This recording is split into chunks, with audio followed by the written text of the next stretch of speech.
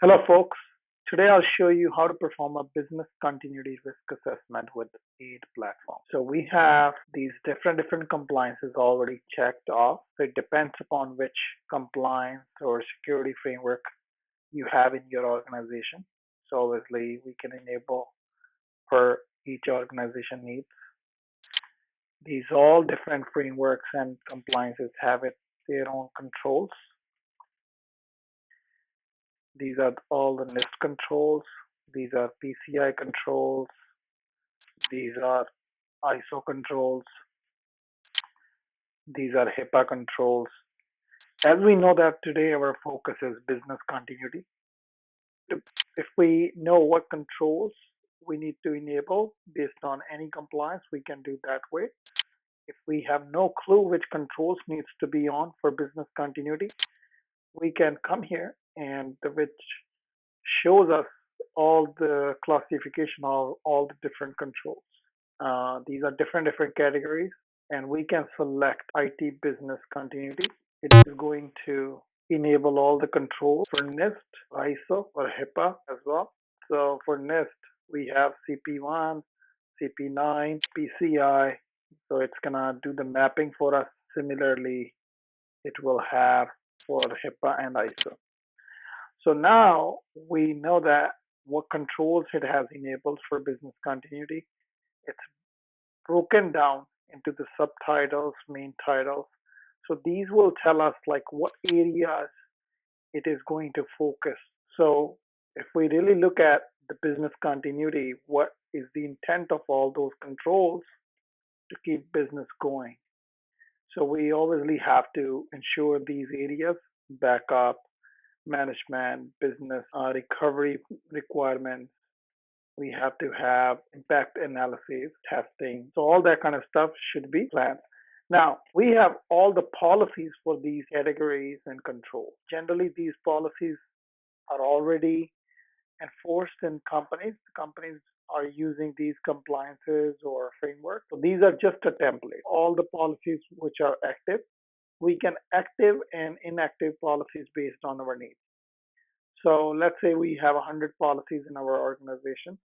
So those 100 policies, we can either map them here or we can import those policies. Now, we just randomly selected few policies. If you really look at it, we have total policies just within business continuity. So it will be a total 33 plus 25. So now we can also see each policy description. So obviously these are the names, these are the templates. We can use these templates as it is, or we can modify them for our needs. So as you can see that these are all policy information in here. We can change a score based on how critical this policy is for our organization. We can specify any number from 0 to 10 based on the criticality of that policy. And once we have done that, then we can also see all the associated questions. So these are the questions for all the active policies. So now these questions can also be modified. So if we want to change any question, we can change it. Now these questions will go out to collect the evidences from the owners. I can show you one like how questions look like, and then you can change these questions. These are the policy IDs. That's how you can see that which policy it belongs to.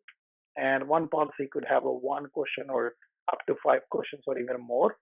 Depends upon what we are trying to gather from the owners based on each individual control and our policies. So once we have that information set, this is kind of more like a planning phase for our risk assessment or an audit.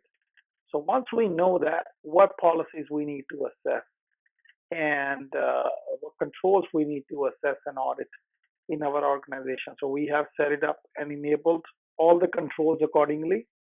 And then what we can do, we can go and add users.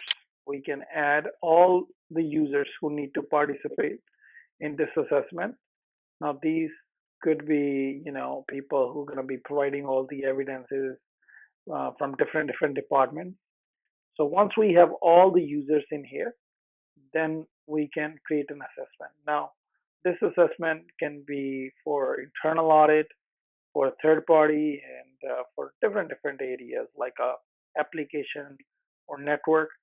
Depends upon which assessment you want to perform. Today, our focus is business continuity, so we'll just talk about that. So I'll just create one new, and then I will just define a start date, and I will define an end date based on the load of all the users. Generally, all other departments are busy with their own projects as well. So the parent assessment has been created that we can add a child assessment here. So we can select different controls. We already know that CP1 and CP9 was for business continuity. We can do that. So those controls are selected, and here the business continuity. And now here you can see that what areas actually it's going to cover it. Obviously now we know that it's going to cover all the subtitles. And remember, the policy is only going to go for an assessment of what you have activated. The policies you have as an inactive, those wouldn't participate in the assessment.